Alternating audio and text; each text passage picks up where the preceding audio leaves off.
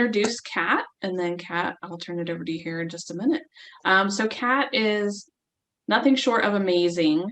I feel like we've known each other our entire lives, but I think it's only been 4 or 5 years, like really not that long at all.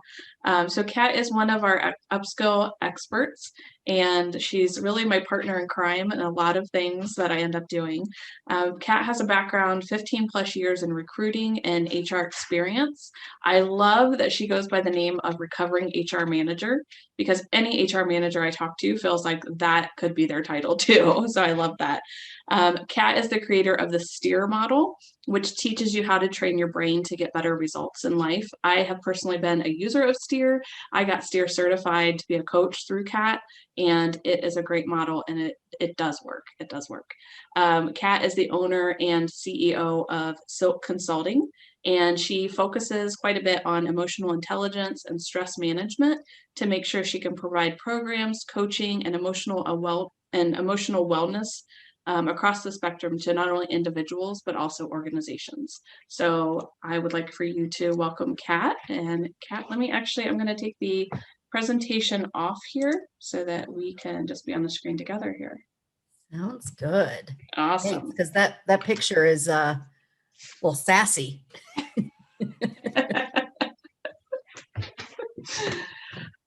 Well, welcome, Kat. Thank you. I am so excited about this, and I don't know if you've been getting my messages of "Yay, it's about time." This is, this is something that I live vicariously through Tracy on a lot of different things, but I think I've just been so excited to watch how it has just kind of how it started. And, when I heard you tell that story, I knew all of those details, but it was like, even just saying this now, I'm getting goosebumps again.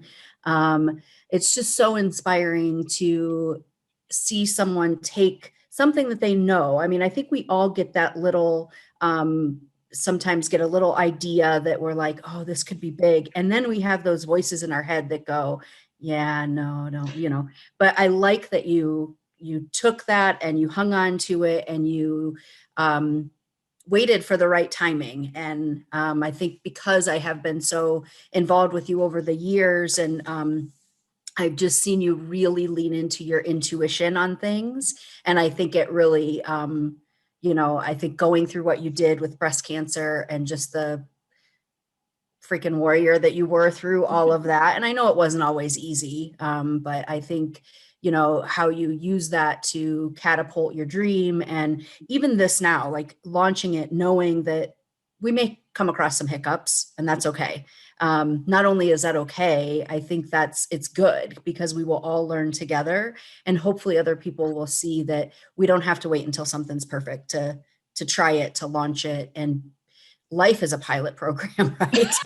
I love that. None of us really know what we're doing, and we're trying to figure it out as we go. And, I think if we wait until the time is perfect for things, it just won't happen. So, congratulations. And just, it's been such an honor to be a part of this. I'm not going to cry or anything like that.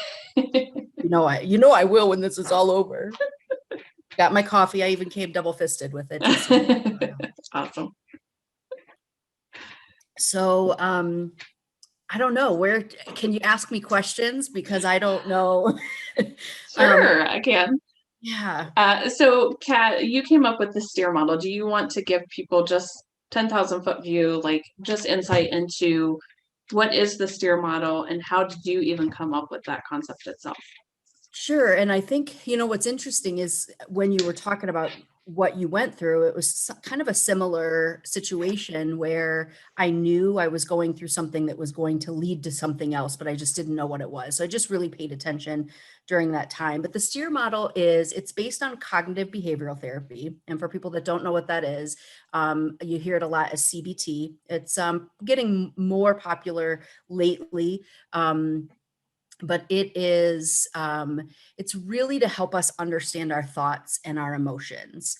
And it's been around since the 70s. It just has really gained a lot of popularity over the last few years. And we do also embrace something called dialectical behavioral therapy, which is also gaining some momentum. And that is a radical acceptance of how we feel. So this not only helps you understand your thoughts and emotions, but it also helps you understand why you are behaving the way that you do, and maybe even how others are as well. So it allows us to give ourselves a little more grace, but it also allows us to change our thoughts a little bit, challenge our thoughts, um, and come up with different results. And one of my favorite things to say is, we if we're going to make up things in our head, we might as well make up things that serve us, right? So when we're paying attention to what we're thinking and realize that half of it isn't necessarily true, we might as well make up something that makes us feel good and gets us the results that we want. So so that's kind of the STEER model in a nutshell: understanding your emotions and your thoughts and accepting those, so that you can get the results that you want. As far as how I came up with it, um, I'm actually sitting right in front of my window here where I was mowing the lawn out in the front, and I love this I story. was I was in a really bad place in my life. About 3 years before that, I had been in an actual suicide depression where I was having suicidal ideations, very serious suicidal ideations. And I did go see a therapist and got out of that part of it. So I was no longer suicidal, but I was living in this functional depression. Some people might refer to that as a funk. um, but it was one of those things where I think most people who knew me didn't know, that there was anything going on, because I would show up and laugh and joke and do what I needed to do to kind of get through the day. But my thoughts were just terrible. The thoughts I was having about myself, the thoughts I was having about life in general. So I was in the front yard. And when I say I'd gone through a bad period, so the suicidal depression started in 2010. And in 2010 was when I reached out for help. But I also lost my dream job that year, and I went through a very unexpected divorce. Now, the interesting thing was during the unexpected divorce and losing the dream job, I was no longer suicidal, but it was just like I couldn't. One of the things I remember saying is, I can't find my bootstraps. It was like I just could not pick myself back up. And I lost another job and then another job. So, in a matter of 3 years, 3 jobs and a divorce. And as I was doing just one of the daily things that you do, I was mowing my lawn and I was just having all these angry thoughts, like, I won't go into all the angry thoughts, but most of you can probably, if you've heard my story before, you know what a lot of them were. But I remember thinking, I can't do this. I can't, this feels terrible. This sucks. So I asked myself the question that I ask a lot: what would Oprah do? And I'm like, okay, let's try this gratitude thing. So I'm like, okay, I'm grateful for my lawn. I'm grateful for my lawnmower. I'm grateful that I have strength in my legs. I'm grateful that I have a garage to put the lawnmower in. I'm grateful that I can breathe. I'm grateful, and I just really started thinking about all these things that seemed kind of little. But by the time I was done, I still, I had mowed the lawn. And I'm not going to say that I had this euphoric feeling, but what it really did was it helped me understand, wait a minute, I didn't do anything different. I'm still mowing the lawn. The only thing I changed was my mind, my thoughts. So it made me start to look into this whole thing. And I didn't even know what CBT was. Here's a funny story, and I'm not sure if I've told you this. When I first talked to a really good friend of mine who Michelle Kreidler, who is a amazing therapist and an amazing friend, I showed her the STEER model and she goes, "Oh, this is cognitive behavioral therapy." And I'm like, "Yeah, I didn't know that's what it was." So then I started studying that. And but what I had studied before and what I had really looked up really paid attention to was understanding how I could change my thoughts. And what I realized was that a lot of programs are based on cognitive behavioral therapy because it's very, very effective. The difference that STEER has is that it puts it in this acronym STEER that makes it really easy to understand. And it makes it, we talk about, be the driver and getting stuck and spinning our wheels and, idling and roadblocks. What can I do? Can I say what um, that it helps us navigate life's roads? Mhm. Am I allowed to, is this PG? We're all adults. Okay. Some So people need to do earmuffs. It's earmuffs if you need to. Navigating life's roads. If you can't tell, I love acronyms. ROADS is roadblocks, obstacles, assholes, detours, and speed bumps. So, it's those things that you can really relate to and help us remember it. So, to me, that is the big difference, is that it's really easy to remember. STEER stands for situation, thought, emotion, execution, and result. And we can use it in things that are as minor. One of my favorite examples is my dad sighing. So a person making a noise, we can steer what happens in our mind during that to something as serious as leaving an abusive relationship. And those are real life examples of people that have used STEER to help them, in a huge spectrum of things. The other thing that STEER does, the program itself, is, especially when you take it together, is that it gives people a common language, so that they can start talking about it and they can start to understand. Since they do understand what's going on a little bit more in their brain, they're able to, we talk about what's happening with the amygdala and the prefrontal cortex and all of those types of things. And we give them fun character names that I won't reveal yet, because I think we need to be a part of the program to get Work in progress. really involved in that one. Kat, can But, you remind us, a question came up in the chat one more Sure. time, what roads stand for? Roads is roadblocks, Mhm. obstacles, assholes, detours, and speed bumps. Okay. And I put STEER as well. Okay. Yes. Oh, and you did do STEER. Yeah. Yeah. And I know Kat, just for those listening, Kat and I are talking about how she can put some of this into the course or workshop format. She's going to tweak a couple of things to make it even better and have that probably late April is what we're looking at to roll out some of that Yeah. within the virtual campus. Before that, we could probably, some of the information that you have, Kat, maybe we can share that in, I believe we have a topic related to emotional intelligence. Mhm. So maybe we start to drop some of those things in there to share as well. Yes. Yep. Yeah. Okay. Yeah. And the thing is, like, the emotional intelligence, mental health, stress management, all those things. I mean, we're all dealing with those. So I take my background as a recovering HR manager and I take that into corporate America, but I'm also working with groups. I just started to put some feelers out, speaking of pilot programs, for a men's group. I'm going to be doing some family programs and things like that. So again, so that people have common language. But I really like taking it into corporate America, because I think that it's something that, we've been doing this for a couple of years now. And then, of course, the pandemic happened. When I started the emotional wellness thing, people were like, Tracy said, if you have something called emotional wellness workshop, the acronym for that is EW. Which is how people may feel when they think Yes. about emotional wellness. So Yes. yeah. But I do think it's taken on a little bit different connotation now, since the pandemic. Absolutely. People are talking about it a little bit more. So I have noticed quite a shift in all of that. So, we do everything from talking about healthy boundaries and work-life balance to we incorporate meditation or mindfulness into it. So there's a lot of different things, but again, we try to do it from an approach that's fun, easy to relate to, and isn't this, out there concept that is feels taboo. Right.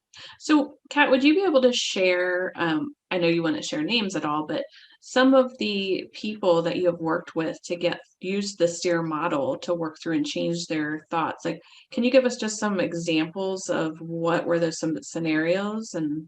so people have an idea?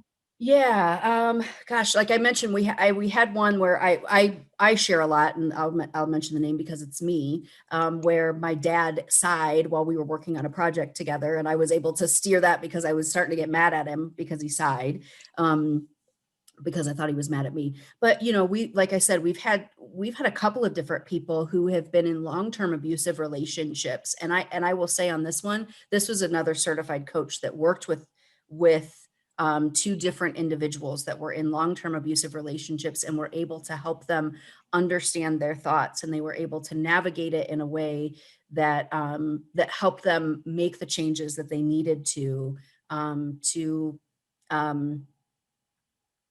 I don't want to get to the place in their life that they wanted to be.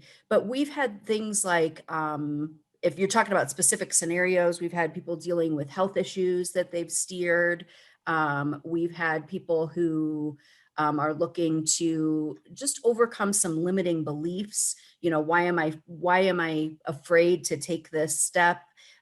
We've had people that are dealing with family issues.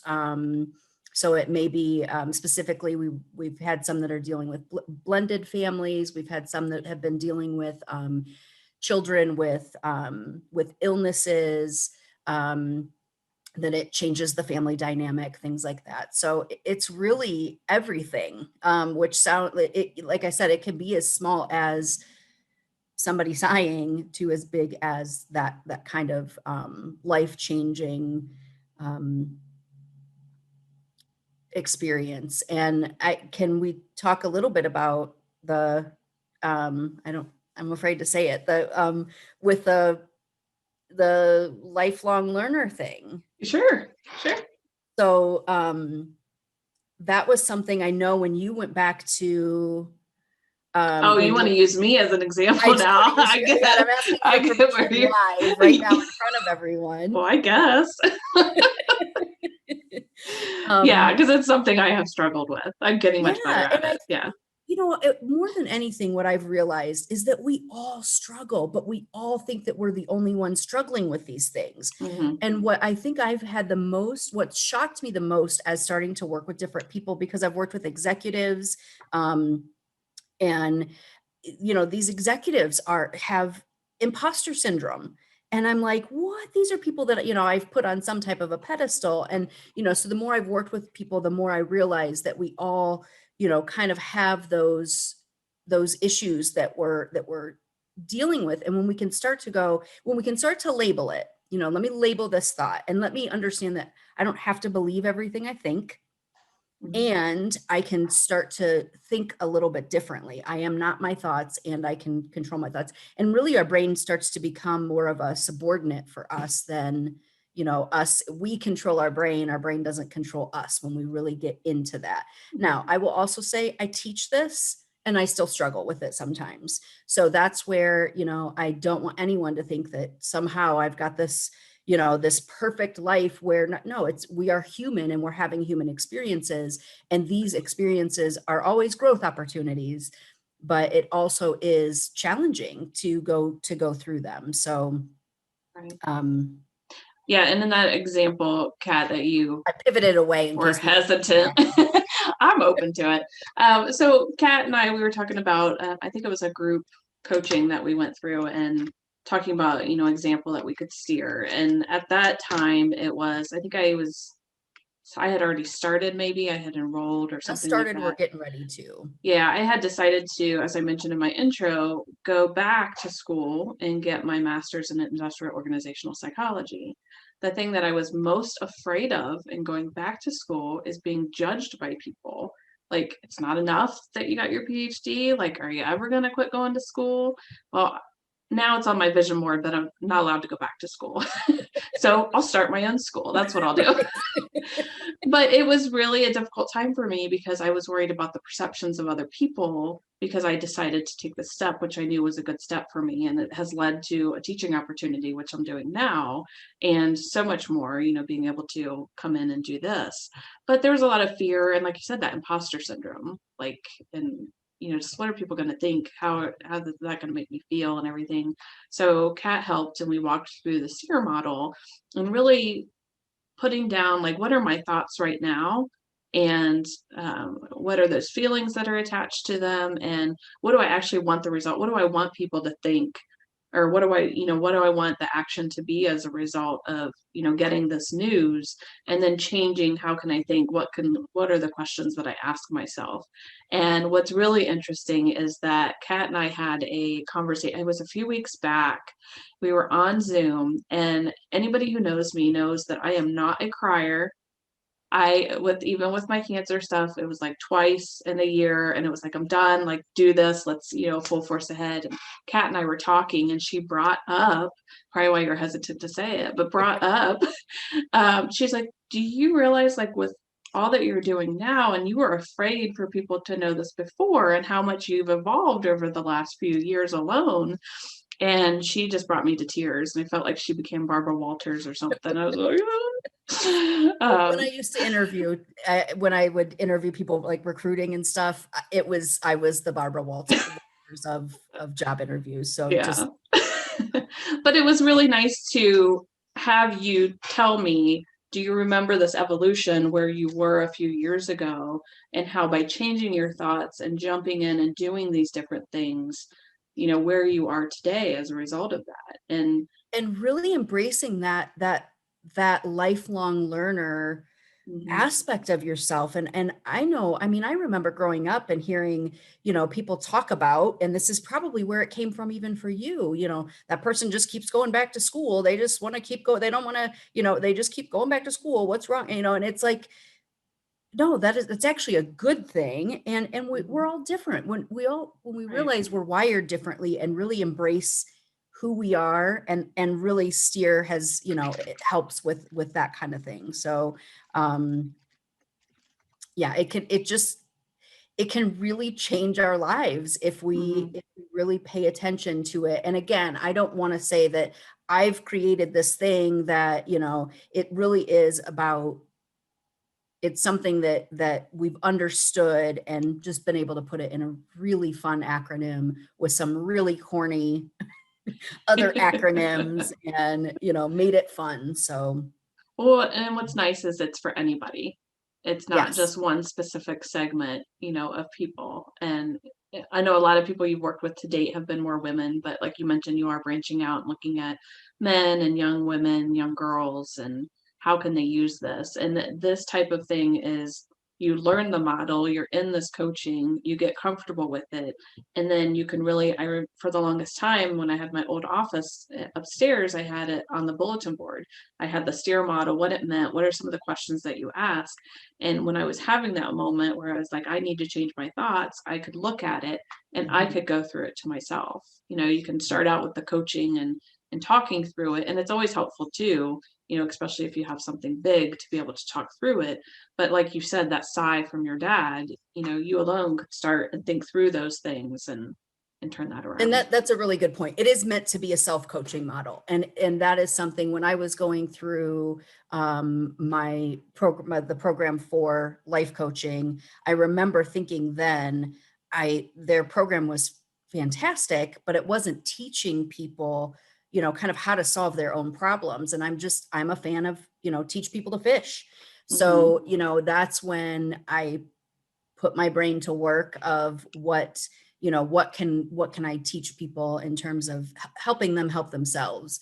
And it just really evolved honestly from that day of understanding that my thoughts were creating all of these issues in my Hmm. life. And it doesn't mean that your Powerful. life's going to be perfect, but how Right. you think about it changes everything. Right.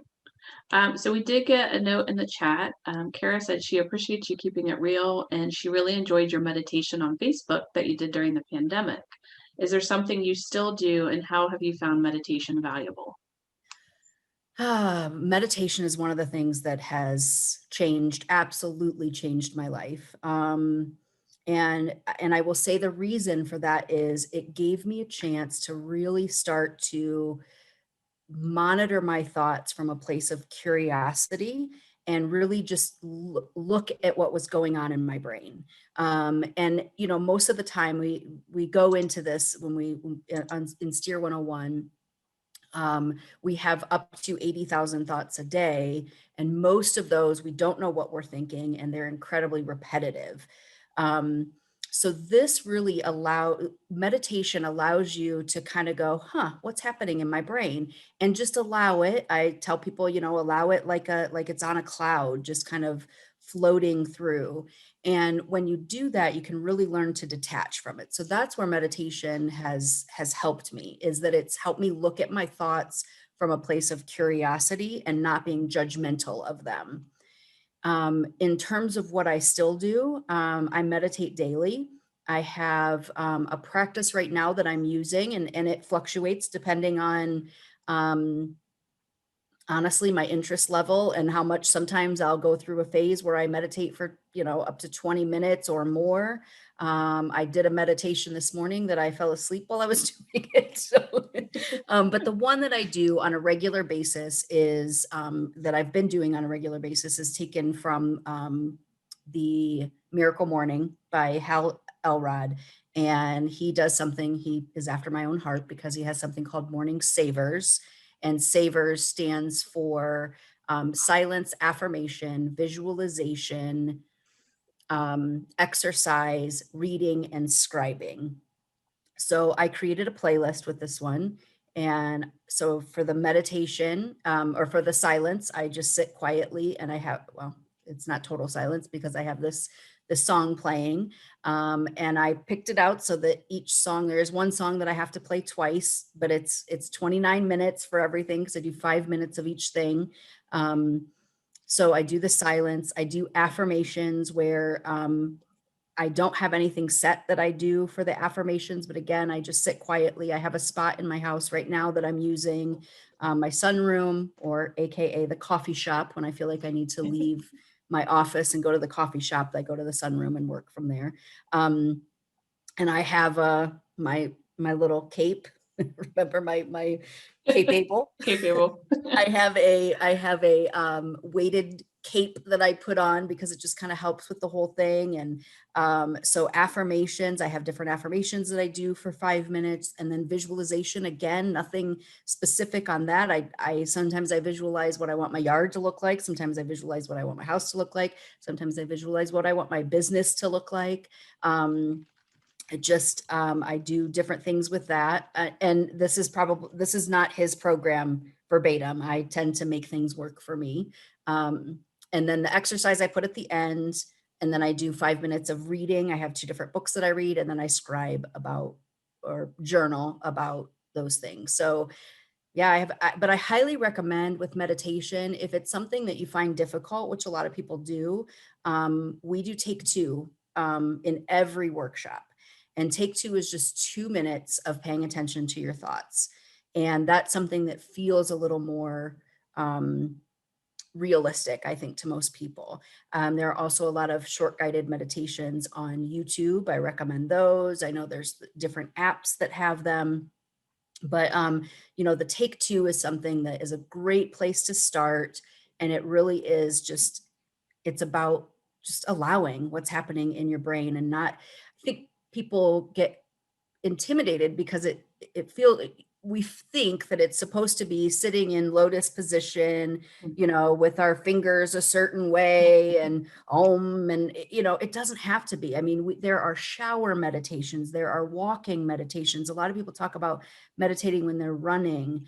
It can be anytime you're just mindful. Well, it can be a million different things, but what I practice the most is mindfulness. So just being aware of what's happening in my mind without judgment. I like that. Yeah. So Miracle Morning by what was his last name? Elrod, Elrod. Okay. Yeah. It looks like a couple of people that use either meditation or even different affirmations. So I know people do that in different ways. And I can tell you meditation is not always for me, but I like the Take Two because it is something easy and quick to do. So yeah, I definitely do. And you can really make it work for you. I think, I sent you, didn't I, what the It was like a less than a minute video or audio clip, An I think it audio. was. And Yes. by the way, I plan on doing these in, you know, I don't know that we've talked a whole lot about that, but Yeah. I guess I assumed that that would be because that sort of is just something I do, but I do plan Yeah. on doing these within the campus, and having recordings and things like that for free. I have heard several people say that they have taken the ones that I've done on Facebook and they play them at night, or they play them, you know, different times. And if there are certain things that people want me to do, I'm happy to. I love doing it, you know. We have some that are about visual, that are specifically around visualizing. We have some that are about letting go of fear. So, and when I say we, as Silk Consulting, we worked with the city of Akron. I'm out of Akron, Ohio, and we worked with the city of Akron, and we did them in the downtown Akron area over the summer. We partnered with the Akron Art Museum and did some there. And so we've, you know, we've definitely, that's been, and it's just, it's such a passion of mine because it really did, it helped me put steer. It's easier for me to do steer on my own when I can start to know what it is I'm thinking, because most of the time we don't. And we don't know to challenge it. So Right. that's part of why I'm so passionate about it. But yeah, I think that one was just reading um Marianne Williamson, Our Greatest Fear. Yep. And there are, you know, there are different poems that can be, you know, Mhm. you can read that and record them. The thing is, make meditation work for you, and Mhm. trying to have it fit into someone else's idea. And this is true for anything. You know, you read one of these books and then you're like, oh, I'm a failure because I didn't do the savers exactly the way Hal Elrod did. No, make it work for you. Find out what Right. works and make it trial and error, just like this. This is why I love this so much of what you're doing with Upskill. Is Mhm. this is a way to um again, like, demonstrate in a huge way it's okay to be in beta mode Right. for as long as you need to be, you know? And I find Right. out things aren't working for me and I don't go, oh, that's a failure, it didn't work. I go, oh, that, let's try something new, you Right. know? So It's but lessons learned, lessons learned. what And to it, tweak. yeah, and it, you know, that wasn't always the case. I did used to chalk that up to a failure. I Right. did used to think that if I didn't do it exactly the way Hal Elrod said to do it, that there was something wrong with me. So I think really giving ourselves permission um, to just try and look at failure as feedback. You know, Right. Right. it's just, it's a great way to live life. You know, it's definitely more peaceful than how I was living it before, being super judgmental of myself and Mhm. critical and all of Just those beating things. yourself up all the time. Yeah. Yeah. By the way, when you and I first met back in the gosh, what was that The inner circle. yeah, but it was there was the platform that we were all using that um I keep wanting to say Pandora, and that's not it. It's the Oh, Periscope. And my little phrase back then, which I do now as a joke, but I'm like, no, it really, I mean, and I told somebody recently, I'm like, I probably shouldn't make fun of it quite the way that I do now, but it was really where I was in life. It was, I would introduce myself on those little things of, hi, I'm Kat Hoyer and I'm your new best friend. And I'm going to teach you how to become your own best friend. But, you know, that really was what I wanted to do. I wanted to teach people to stop being so mean to yourself, you know. We all do it. It's just, and through this program we understand why we do it, so that it isn't like, oh, there's something wrong with me because there's something wrong with me. We can Right. give ourselves some grace on that. Right. So, Kat, I know you're going to put some of your stuff into the virtual campus. What are, until that happens, do you have recommendations on where people can find good affirmation apps or links? Just things that you have seen that have maybe not only helped you, or maybe they've helped other people. That was just a question that we got. Anything Sure. else? So for affirmations, there are a couple of different, YouTube is my go-to. I've got a few different apps, but I like YouTube. There is someone named Dauchi, and it's Dauschy, I believe. That's a YouTube. Dauchi is amazing. and I believe the other one is Jason Stevenson. I am going to, if anybody is in there, I know it's a Stevenson thing. I may have some of that wrong, but oops. Nope. um, I like another one is The Honest Guys. The Honest Guys are really good. So those are the three. Yeah, it's Dauchsy is Douchy, and Jason Stevenson and The Honest Guys. Those are the ones that I like the best. And I will say too, one of the ones that helped me the most, and they have all different kinds. So if you're looking specifically for affirmations, I would put their name in and then affirmations. And a lot of times you can hear the affirmations.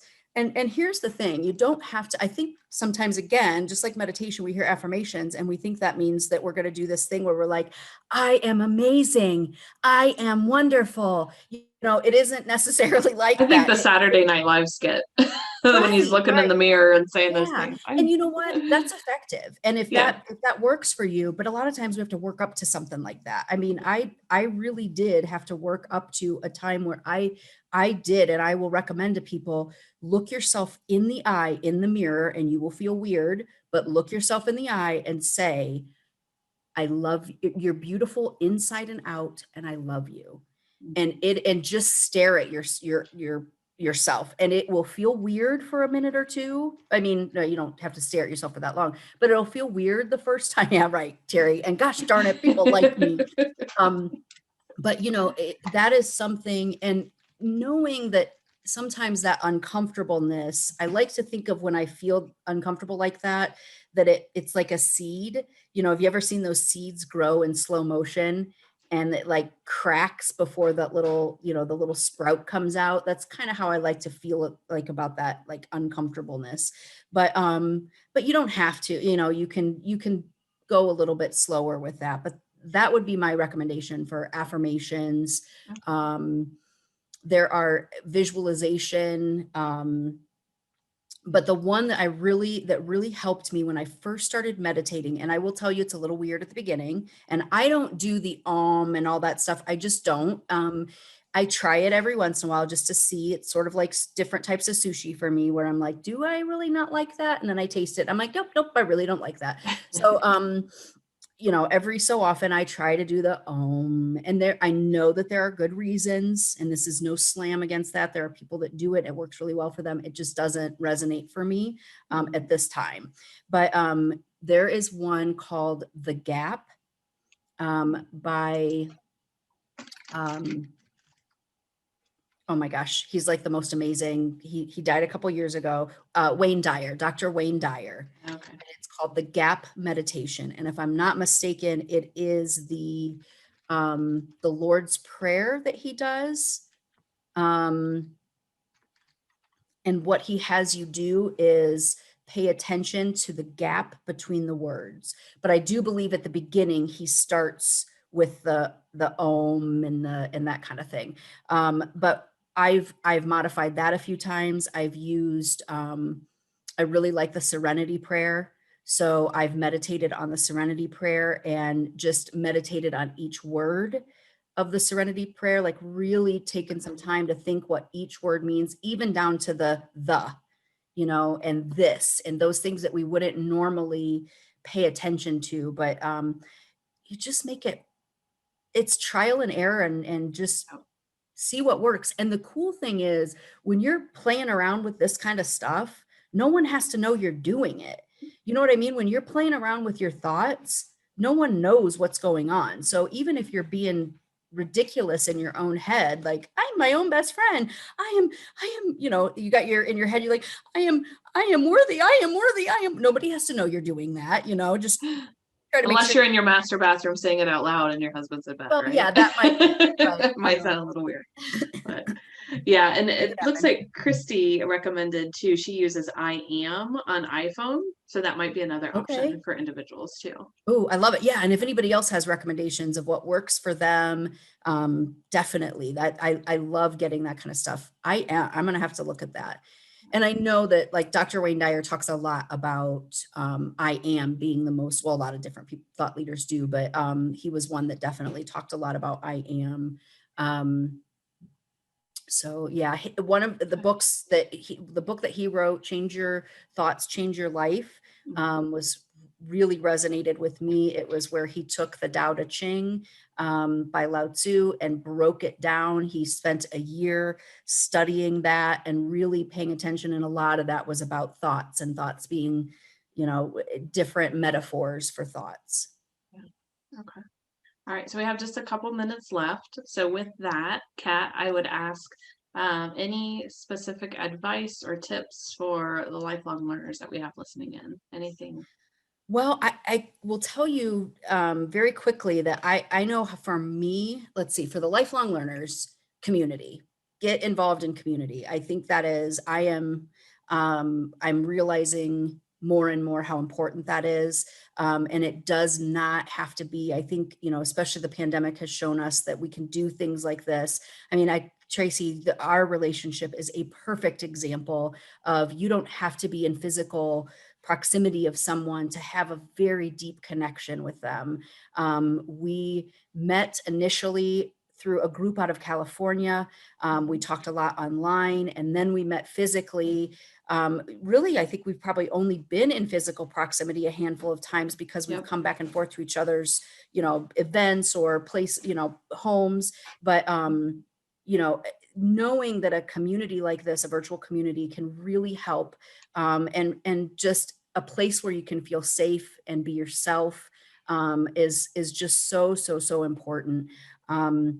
And I will say that I'm looking, if anyone has any questions on how I'm going to be using the platform for my business, I plan on putting everything. You said some of my things. I'm putting everything on here, Tracy. I'm putting it all on here. Because, I have clients where they might have, 20 or 30 people that I'm working with. And if somebody misses the presentation, they want me to send them the presentation. Well, I can't send them, I could, but I don't want to. I don't want to send them the recording of a group of people that have gotten, maybe very vulnerable with me. So I want to be able to send them something. And now if I can send them here, get the whole group, my client, this is a huge value add for my clients because their employees can come in here and now they have access to all the other experts, but then I can allow them to take the courses that maybe their employees missed or some of them that I offer for free. So that's a way that I'm going to be using it to really add value to my own program and look at some of and use it as a pilot program, the learners that are in here to be able to say, hey, I want to try this program on, self-care. Can you guys come in here and watch this with me and give me some feedback on it? That's the way I'm going to be leaning into the community and getting some. So when people ask for feedback, I would say that's another thing is be anybody who presents and does this type of thing. We have pretty much thick skin. I think we have to be able to do this. So don't be like, the worst thing to do is be like, yeah, that was great. And not give us honest feedback to really are looking for it. So just, I would say really download the app. So it's on so you can get to it and, lean into the community and create bonds and do things like this, meet people on Zoom and talk. And yeah, I'm so excited about it.